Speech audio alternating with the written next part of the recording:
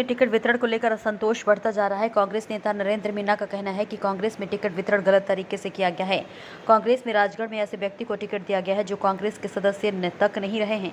अब तक उनके समर्थक निर्दलीय चुनाव लड़ने के बारे में तय करेंगे। मीणा ने कहा कि टिकट वितरण सही तरीके से हुआ है। टिकट वितरण को लेकर नाराजगी जताते हुए नरेंद्र मीणा ने कहा कि पैसों के बल पर टिकट वितरण हुआ है। जिस व्यक्ति को कांग्रेस की रीति नीति नहीं पता, जिसकी सदस्यता को लेकर भी स्थिति स्पष्ट नहीं है, उसे टिकट देने से वर्षों कांग्रेस की सेवा कर रहे कार्यकर्ताओं में रोष है। अगर पार्टी अच्छा परिणाम चाहती है तो 6 नवंबर से पहले पार्टी प्रत्याशी घोषित पर पुनर्विचार करे।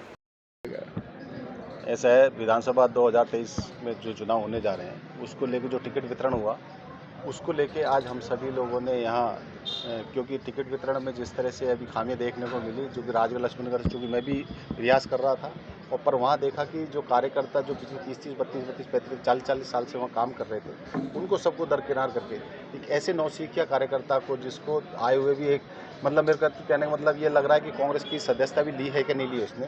1.5 साल पहले वो आता है और 1.5 साल पहले चीफ इंजीनियर से वहाँ से रिटायरमेंट होकर आप यहाँ आते हैं और आने के बाद आप जो भी जिस तरह सूत्रों का अनुसार पता लग रहा है कि जिस तरह वो लोग कह रहे हैं कि पैसों के दम पर आप यहाँ टिकट के लेके आते हैं, जिससे कार्यकर्ताओं में बड़ा निराशा है, बड़ा रोष है।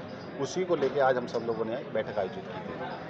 आप जूली और भंवर साहब के बहुत नज़दीकी माने जाते हैं, क्या कारण रहे? क्या इनका भी कहीं ना कहीं हाथ है आपका टिकट कटवाने में?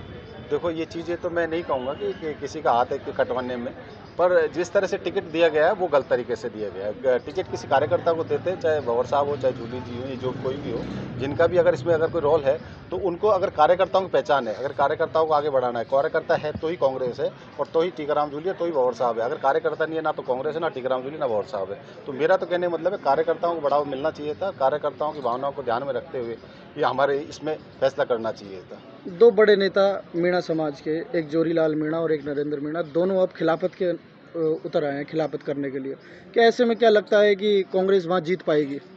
देखो, परिणाम तो अभी ये भविष्य तय करेगा और चूंकि मैं खिलाफत की बात नहीं कर रहा, मैं विरोध कर रहा हूँ उसका, क्योंकि अभी 6 तारीख तक नॉमिनेशन बढ़ने की डेट है और 6 तारीख तक उस पर विचार करने पार्टी कर सकती है और उनको विचार करना भी चाहिए कि जब अगर विरोध कोई कर रहा है, जो विधायक वर्तमान है वो विरोध कर रहा है और साथ में और भी कांग्रेस के जो कार्यकर्ता हैं जो वहाँ टिकट मांग रहे थे वो विरोध पर अगर आ रहे हैं और विरोध कहीं कर रहे हैं तो किसी न किसी कारणवश कर रहे हैं, तो इसलिए मैं कहना चाहूँगा कि 6 तारीख से पूर्व इसको परिवर्तन करना चाहिए और अगर परिवर्तन नहीं करती तो पार्टी अगर उसमें कहीं कहीं गलत परिणाम होता है तो उसके ऊपर हमारी कहीं कोई जिम्मेदारी अगर ऐसा कहीं वो लगाएं कि इससे पहले हम चाह रहे हैं कि कोई अच्छा परिणाम आए, उसके लिए पार्टी एक बार दोबारा इस पर विचार करे और इसको परिवर्तन। नाम की घोषणा हो चुकी है अब, क्योंकि संभव नहीं है कि नाम भी बदला जाए, तो ऐसे में आपकी क्या आगे की रणनीति क्या रहेगी? क्या निर्दलीय उतरेंगे?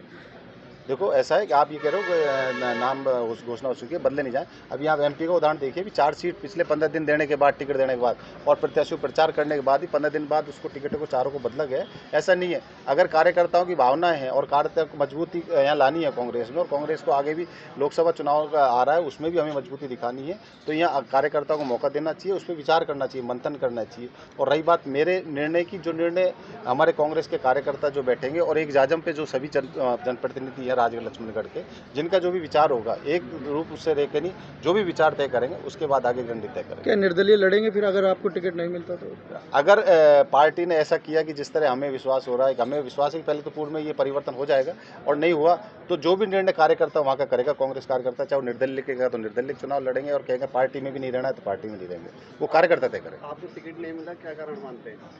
उसका कारण का मैं एक प्रेस कॉन्फ्रेंस करूंगा, उसमें बताऊंगा, उसमें बहुत सारी सनसनीखेज खुलासे करूंगा क्योंकि उसके पीछे ही बहुत बड़ा राज है। आपने मीटिंग में आपने ये भी कहा कि टिकट बिक गया है, इसके बारे में क्या सूत्रों के अनुसार जिस तरह से कल से कयास लगाए जा रहे हैं, जिससे कल से जो बातें आ रही हैं उसमें यही कहा जा रहा है कि भाई, क्योंकि चूंकि हमें भी ये विश्वास नहीं था कि जिस आदमी को 15 दिन पहले तक कोई लाभ जान नहीं रहे थे और एकदम 15 दिन में ऐसा क्या कर दिया उसने जो खास उसमें जो जिससे कि वो सारे के सारे कि टिकट परिवर्तन तक की नौबत आ गई, जब तक 3 दिन पहले कोई और बात चल रही थी और 3 दिन में ऐसा क्या उसने इतना स्पेशल काम किया जिसके उसको टिकट मिल गया।